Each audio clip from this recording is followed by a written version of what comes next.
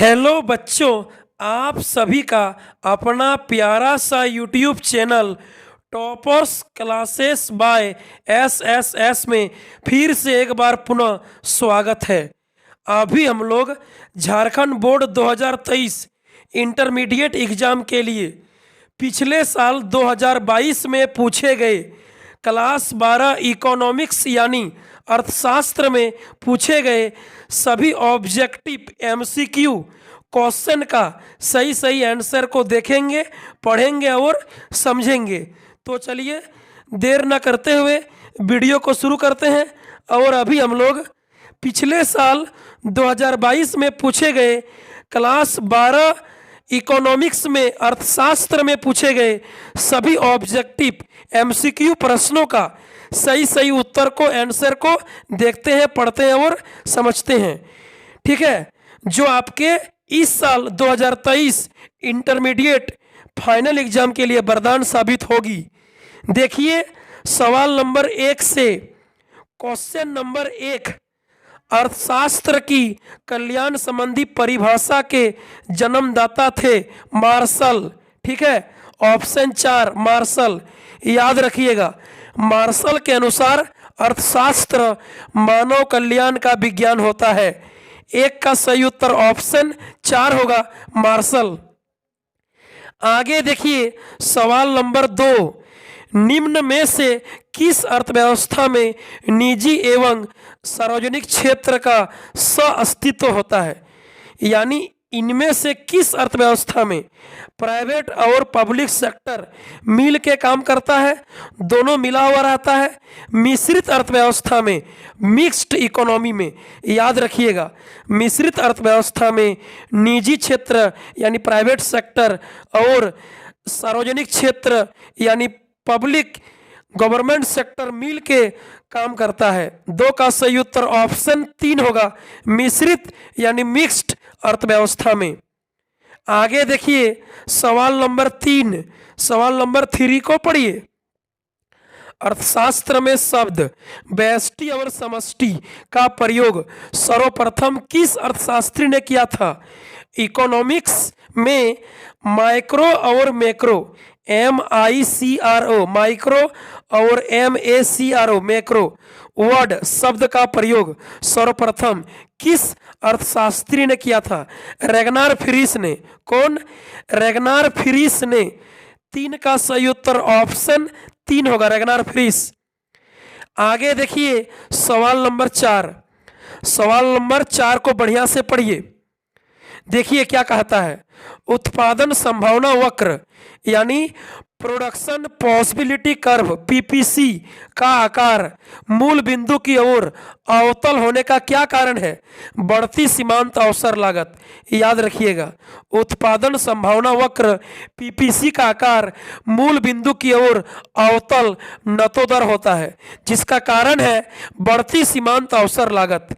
ठीक है, यानी सीमांत अवसर लागत बढ़ती हुई होने के चलते PPC का आकार मूल बिंदु की ओर अवतल नतोदर होता है। ठीक, 4 का सही उत्तर ऑप्शन 4 होगा। आगे देखिए सवाल नंबर 5, अवसर लागत का वैकल्पिक नाम क्या है? अपॉर्चुनिटी कॉस्ट का अल्टरनेटिव नेम क्या है? आर्थिक लागत, इकोनॉमिक रेंट, इकोनॉमिक कॉस्ट। याद रखिएगा, अवसर लागत का वैकल्पिक नाम आर्थिक लागत, हस्तांतरण लागत होता है।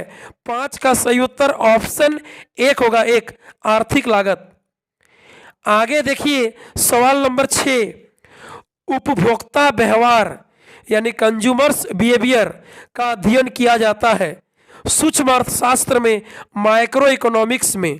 ठीक है, याद रखिएगा, उपभोक्ता के बारे में, उत्पादक के बारे में, बाजार के बारे में, कीमत निर्धारण के बारे में, एक फर्म, एक उद्योग के बारे में माइक्रो इकोनॉमिक्स सूक्ष्म अर्थशास्त्र में पढ़ते हैं, व्यष्टि अर्थशास्त्र में।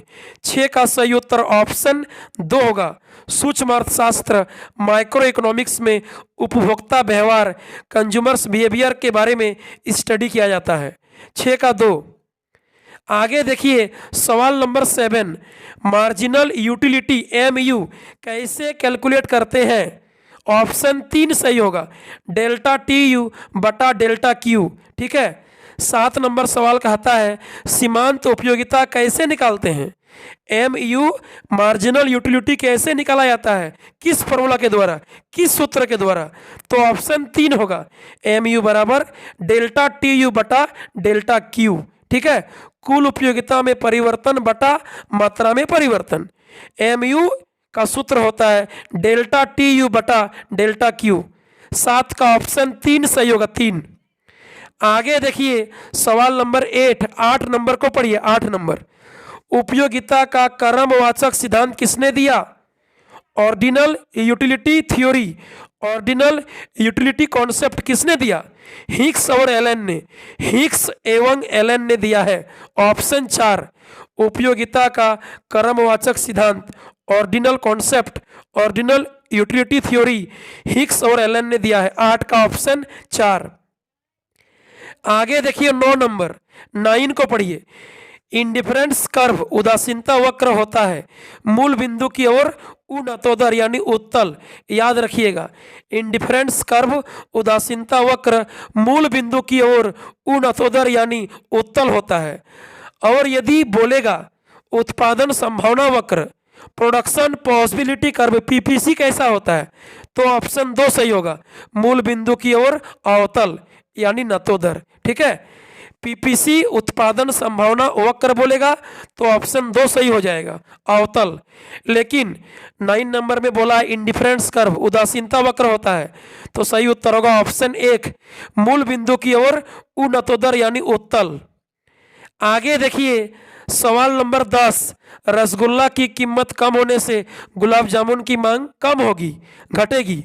देखिए रसगुल्ला और गुलाब जामुन दोनों स्थानापन्न वस्तुएं हैं जिसका प्रयोग मनुष्य एक दूसरे के बदले में करता है। ठीक है। हम लोग मार्केट से कभी रसगुल्ला के बदले गुलाब जामुन, तो कभी गुलाब जामुन के बदले रसगुल्ला खरीदते हैं। दोनों स्थानापन्न वस्तुएं हैं, अदला बदली करके प्रयोग करते हैं।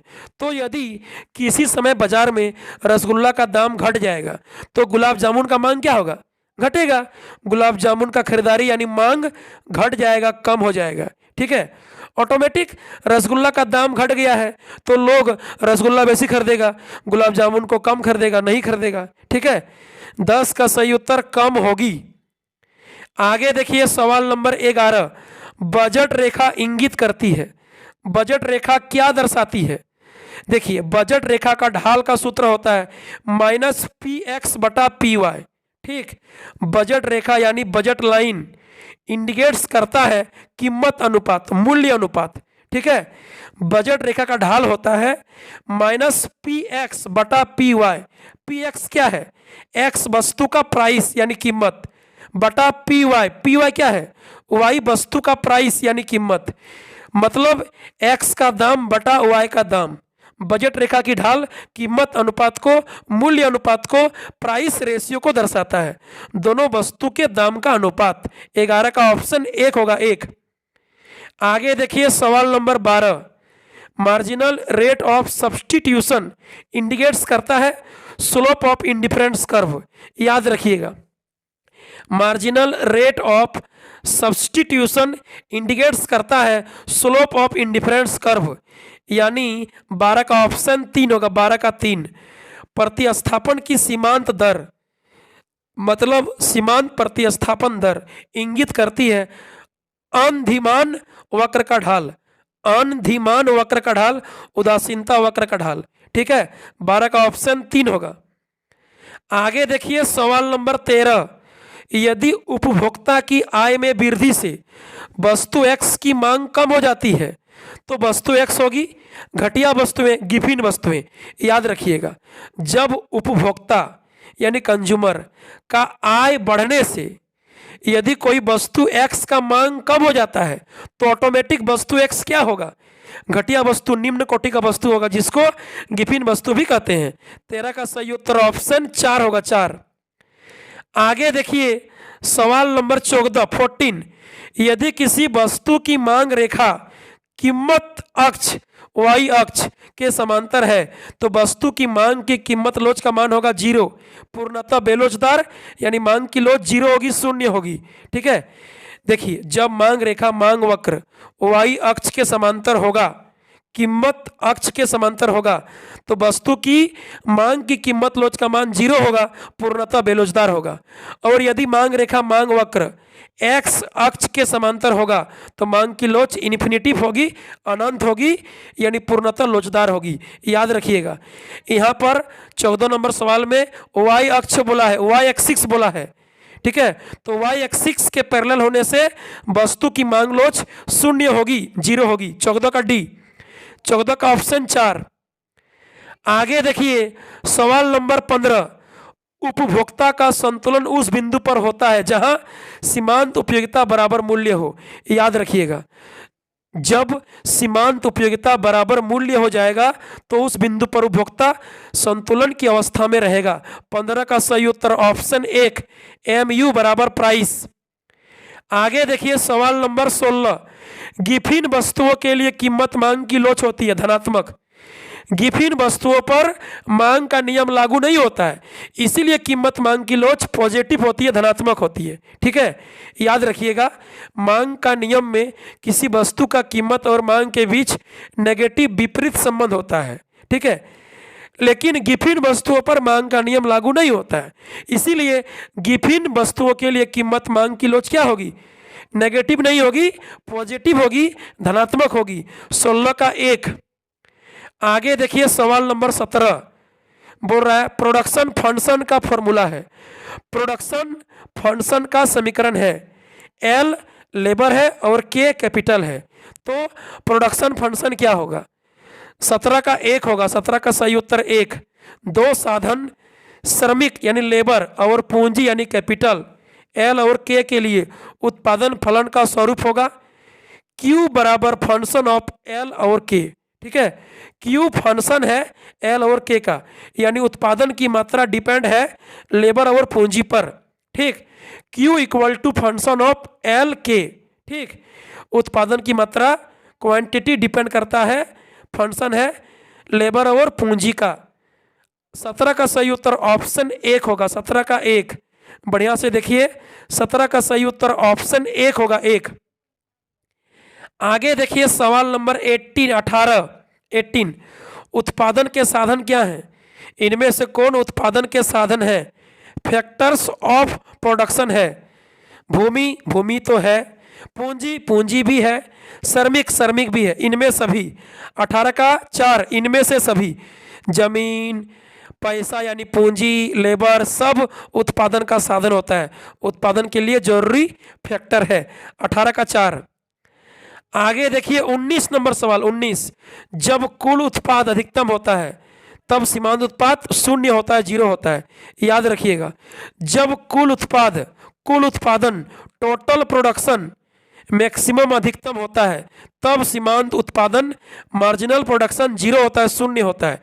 19 का ऑप्शन 3, 0। आगे देखिए सवाल नंबर 20 नंबर 20 नंबर को पढ़िए। 20, वह कौन सा समय है जिसमें उत्पादन के सभी साधन परिवर्तित किए जा सकते हैं, लॉन्ग टाइम, ठीक है, दीर्घकाल। याद रखिएगा, लॉन्ग टाइम में, लॉन्ग रन, दीर्घकाल में उत्पादन के सभी साधन परिवर्तित किए जा सकते हैं, यानी उत्पादन के सभी साधन परिवर्तनशील होते हैं। 20 का सही उत्तर ऑप्शन 2, दीर्घकाल, लॉन्ग टाइम। आगे देखिए सवाल नंबर 21 समोत्पाद वक्र का प्रत्येक बिंदु दो साधनों के वैसे संयोग को दर्शाता है जो वस्तु की मात्रा का उत्पादन करते हैं, समान मात्रा का उत्पादन करते हैं। यानी समोत उत्पाद वक्र क्या होता है, समोत उत्पाद वक्र होता है कि प्रत्येक बिंदु पर दो साधनों के, लेबर का, पूंजी का वैसे संयोग को दर्शाता है जो वस्तु की समान मात्रा का उत्पादन करते हैं। समोत उत्पाद वक्र यानी समान उत्पादन वाला वक्र ये दो साधनों के वैसे संयोग को दर्शाता है जो वस्तु की समान मात्रा का उत्पादन करते हैं, ठीक है। यानी 21 का सही उत्तर ऑप्शन 2 होगा, ऑप्शन बी, यानी 2, इक्वल, समान। आगे देखिए सवाल नंबर 22 परिवर्तनशील अनुपातों के नियम के अनुसार एक विवेकशील उत्पादक उत्पादन के किस स्तर तक उत्पादन करना चाहता है? द्वितीय अवस्था तक, सेकेंड स्टेज तक। याद रखिएगा, परिवर्तनशील अनुपातों के नियम के अनुसार एक विवेकशील यानी समझदार होशियार उत्पादक उत्पादन के सेकेंड स्टेज तक, द्वितीय अवस्था तक, ठीक है, दूसरे स्तर तक उत्पादन करना चाहता है ताकि वह संतुलन की अवस्था में रहे।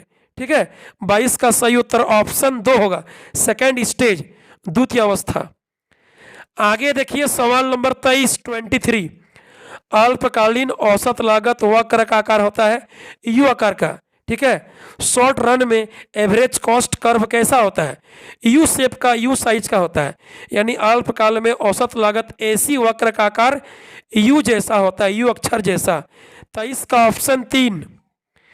आगे देखिए 24 टीसी, टीएफसी और टीवीसी के बीच कौन सा फॉर्मूला सही है? ठीक है, total cost TC, total fix cost TFC और टोटल वेरिएबल कॉस्ट टीवीसी, तीनों के बीच कौन सा फॉर्मूला सही है? ऑप्शन 2 टीसी बराबर टीएफसी जोड़ टीवीसी। याद रखिएगा, ऑप्शन 2 सही होगा। 2 कुल लागत, कुल स्थिर लागत, कुल परिवर्तनशील लागत, तीनों के बीच ऑप्शन 2 समीकरण सही है, टीसी बराबर टीएफसी जोड़ टीवीसी। आगे देखिए 25 फर्म के संतुलन में होता है। फर्म के संतुलन में यानी फर्म्स इक्विलिब्रियम में क्या होता है? एम आर बराबर एम सी होता है। याद रखिएगा, फर्म का प्रथम संतुलन शर्त होता है एम आर बराबर एम सी, मार्जिनल रेवेन्यू बराबर मार्जिनल कॉस्ट। 25 का ऑप्शन 1 होगा, M R equal to M C. आगे देखिए 26 ब्रेक इवन पॉइंट कौन है? सम विच्छेद बिंदु तब उत्पन्न होता है जब टी आर बराबर टी सी हो या एम आर बराबर एम सी हो। याद रखिएगा, सम विच्छेद बिंदु मतलब ब्रेक इवन पॉइंट जहां पर दो चीज बराबर होता है, तो टी आर बराबर टी सी चाहे एम आर बराबर एम सी, दोनों ब्रेक इवन पॉइंट सम विच्छेद बिंदु होता है। 26 का 1, ठीक है, एम आर बराबर एम सी भी होगा जो यहाँ पर नहीं है, तो टी आर बराबर टी सी हो जाएगा। 26 का ऑप्शन 1, ब्रेक इवन पॉइंट में सम विच्छेद बिंदु में दो चीज एक दूसरे के बराबर होता है। 26 का 1। आगे देखिए 27 पूर्ति अपने लिए मांग स्वयं ही उत्पन्न कर लेती है। यह कथन किसका है? जेबी से का है। ठीक है, पूर्ति अपने लिए मांग स्वयं ही उत्पन्न कर लेती है, यानी पूर्ति अपनी मांग का निर्माण स्वयं करती है। यह कथन प्रोफेसर जेबी से का है। 27 का ऑप्शन 4 जेबी से। आगे देखिए 28 यदि किसी वस्तु की कीमत में 40% की वृद्धि हो परंतु पूर्ति में केवल सप्लाई में केवल 10% की वृद्धि हो, तो ऐसी वस्तु की पूर्ति होगी बेलोचदार। बेलोचदार, इनइलास्टिक। याद रखिएगा, कीमत में ज्यादा और पूर्ति में कम, सप्लाई में कम, तो बोलेंगे इनइलास्टिक, बेलोचदार। ठीक है, जब पूर्ति में ज्यादा होगा और कीमत में कम होगा तो बोलेंगे इलास्टिक, लोचदार। ठीक, सवाल में कीमत में 40% है, प्राइस में 40%, और पूर्ति में सप्लाई में है 10%, तो पूर्ति में कम है, इसलिए इनइलास्टिक, बेलोचदार होगा, इनइलास्टिक। 28 का ऑप्शन 3। आगे देखिए 29 नंबर सवाल क्या बोलता है, पढ़िए। 29 बोलता है 29 मांग आधिक्य की स्थिति में होती है जब मांग आधिक्य यानी एक्सेस डिमांड का कंडीशन उत्पन्न कब होता है? जब पूर्ति की तुलना में मांग अधिक होती है। मांग आधिक्य मतलब एक्सेस डिमांड। जब पूर्ति की तुलना में मांग ज्यादा होगा तो उसको मांग आधिक्य, एक्सेस डिमांड बोलेंगे। ठीक है, इसका उल्टा पूर्ति आधिक्य कब होता है? Excess supply. पूर्ति आधिक्य कब होता है? जब पूर्ति मांग के तुलना में ज्यादा होता है। यदि सप्लाई डिमांड से ज्यादा होगा तो सप्लाई एक्सेस बोलेंगे, पूर्ति आधिक्य, और जब मांग पूर्ति से ज्यादा होगा तो मांग आधिक्य, डिमांड एक्सेस बोलेंगे। ठीक है, 29 का ऑप्शन 3।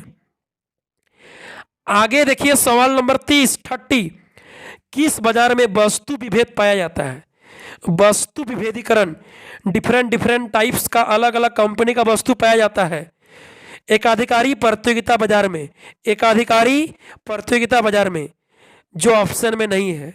ठीक है, इनमें से कोई नहीं भी नहीं है और एकाधिकारी प्रतियोगिता भी नहीं है, तो क्वेश्चन गलत है।